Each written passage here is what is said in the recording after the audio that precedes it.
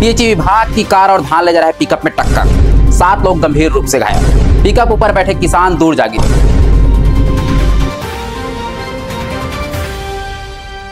नमस्कार, जय जोहार, जय छत्तीसगढ़। मैं योगेश कुमार साहू और आप देखना शुरू कर चुके एमकेसी स्टूडियो सीजी। छत्तीसगढ़ के बालोद जिले के गुंडरदेही मुख्य मार्ग पर ग्राम खप्परवाड़ा के पास गुरुवार दोपहर भीषण सड़क हादसा। दोपहर 1 बजे के करीब राइस मिल के पास धान से भरी पिकअप और पीएचई विभाग की 4 पहिया गाड़ी आमने सामने टक्कर हो गई।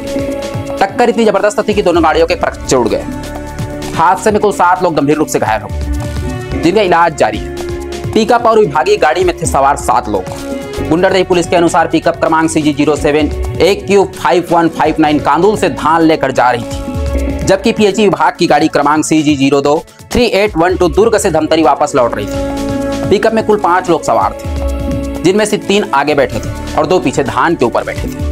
आपको बता दूं, पिकअप में सवार हुए 5 लोग घायल के नाम: लेखराम साहू जिसका उम्र 40 वर्ष बताया जा रहा है, कांदूल निवासी; खम्बन साहू जिसका उम्र 42 वर्ष बताया जा रहा है, कांदूल निवासी; हर्ष साहू जिसका उम्र 22 वर्ष बताया जा रहा है, कांदूल निवासी; मोहन चंद्रवंशी जिसका उम्र 43 वर्ष बताया जा रहा है, कांदूल निवासी; दीपक 40 वर्ष, कांदूल निवासी।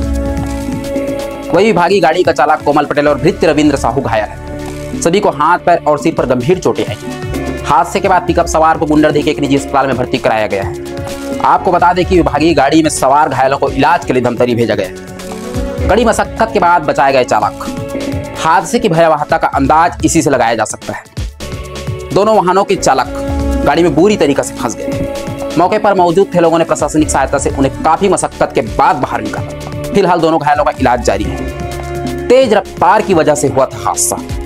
इस दुर्घटना के बाद प्रशासन ने मामले की जांच शुरू कर दी है।